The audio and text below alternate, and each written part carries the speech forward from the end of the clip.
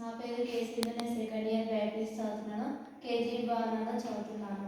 ఈరోజు మనం మాట్లాడుకునే టాపిక్స్ నేల కాలుష్యం గురించి, నీటి కాలుష్యం గురించి, వాయు కాలుష్యం గురించి. మన మానవులు చేసే పనుల వల్ల నేల అనేక కాలుష్యాలు జరుగుతాయి. అలా కాలుష్యం జరగడం వల్ల మానవ జీవితం ఒక 100 సంవత్సరాల వరకు సాగడం చాలా కష్టమవుతుంది. మానవుడు బతకడం ఈ భూమిపైన చాలా కష్టమవుతుంది. అందుకు కావున మనం దాని కాలుష్యాలు తక్కువగా చేయాలి. ఫ్యాక్టరీల నుంచి విడుదలైన వ్యర్థ నీరుని అంతా భూమిలోకి పంపించడం వల్ల భూమిలో పంట వేస్తే అది ఎక్కువ లాభం కూడా రావట్లేదు. ఎక్కువ నష్టం జరిగి రైతులు ఆత్మహత్య చేసుకోవడానికి దారితీస్తున్నాయి. కావున మనం భూమిని ఎక్కువ కాలుష్యం చేయకూడదు. మనం ఎక్కువ ప్లాస్టిక్ వినియోగిస్తున్నాం. అలా వినియోగించడం వల్ల భూమిపై అది 100 సంవత్సరాల వరకు ఎలాంటి కలగకపోవడం, అలానే ఉండటం వలన భూమిపై ఏ పంట వేసినా పండటానికి కష్టమవుతుంది. ఎంతోమంది నిరుపేద రైతులు వాళ్ళ కష్టాలను చూడలేక, వాళ్ళకున్న అప్పు తీర్చలేక ఆత్మహత్యకు పాల్పడుతున్నారు. కావున మన నేల కాలుష్యం తగ్గించాలి.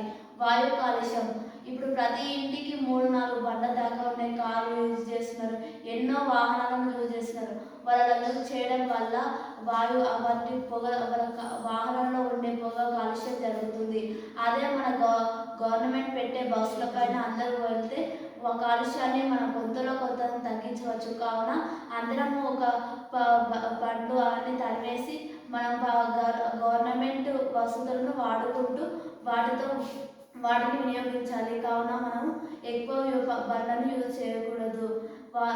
నీరు కాలుష్యం, సరస్సులు, నదులు, సముద్రాలు ఇటువంటి ఎన్నో మనం కాలుష్యం చేస్తున్నాం. అలా కాలుష్యం చేయడం వల్ల మనిషి తాగే మంచినీరు కూడా ఫిల్టర్ చేసుకొని తాగాల్సి వస్తుంది.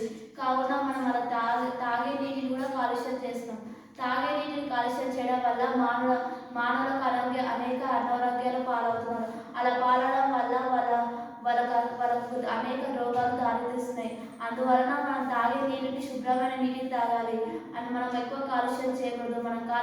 మన ఫ్యాక్టరీలో వచ్చే ఒక నీటిని డైరెక్ట్గా మనం సరస్సులకి వాటికి పంపించకూడదు.